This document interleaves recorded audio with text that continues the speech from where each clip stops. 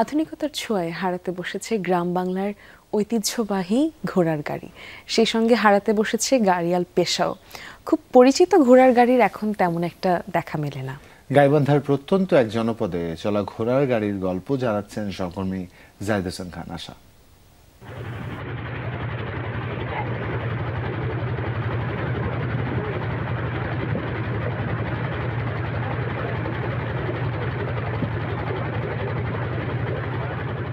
এক সময়কার আবহমান বাংলার ঐতিহ্যবাহী বাহন হিসেবে ঘোড়া ও গরুর গাড়ির প্রচলন ছিল। গ্রাম বাংলায় ঘোড়ার গাড়িই ছিল যোগাযোগের একমাত্র বাহন। কালের গ্রাসে, আধুনিকতার স্পর্শে ঐতিহ্যবাহী ঘোড়ার গাড়ি এক অতীতের স্মৃতি।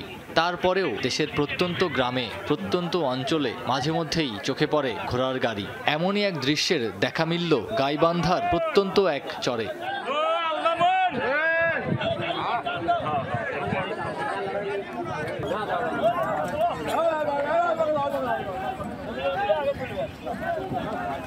আধুনিক যান্ত্রিক যানবাহনের জাতাকলে পিষ্ট হয়ে বর্তমানে প্রায় বিলুপ্তির পথে ঘোড়ার গাড়ি। ইঞ্জিনের স্পর্শে আবহমান গ্রাম বাংলার ঐতিহ্যবাহী অনেক যানবাহনই কালের পরিক্রমায় পুরোপুরি বিলুপ্তি হয়ে গেছে। সময় অতিবাহিত হবার সঙ্গে সঙ্গে গ্রাম বাংলার ঐতিহ্যের ধারক বাহক অনেক বাহনেরই আমূল পরিবর্তন, আধুনিকায়ন সাধিত হয়েছে। আবার ঐতিহ্যবাহী অনেক বাহনই হারিয়ে গেছে দৃশ্যপট থেকে।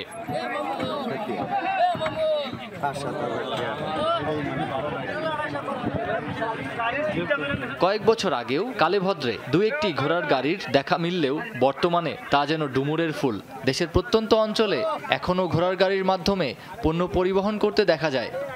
স্বল্প খরচ আর কঠিন পথ খুব সহজে ঘোড়ার গাড়ির মাধ্যমে পার করা যাচ্ছে।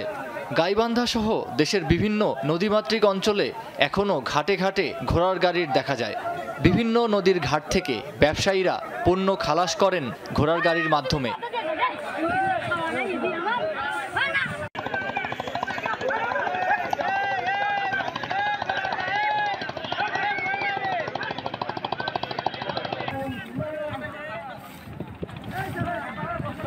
প্রতিদিন সকালে নৌকায় করে দেশের প্রত্যন্ত এলাকা থেকে নানান ধরনের পণ্য এসে হাজির হয় এসব ঘাটে। সেই ঘাট থেকে ঘোড়ার গাড়ির মাধ্যমেই পণ্যগুলো মূল শহরে নিয়ে যাচ্ছেন কৃষক ও ব্যবসায়ীরা। এখনও গ্রামীণ জনপদে মানুষ এবং ঘোড়ার অনন্য এক সামাজিক মিথস্ক্রিয়া দেখা যায়। অনেক ভারী ভারী পণ্য ঘোড়ার মাধ্যমে কৃষক এবং ব্যবসায়ীরা পরিবহন করছেন এক ঘাট থেকে আরেক ঘাটে।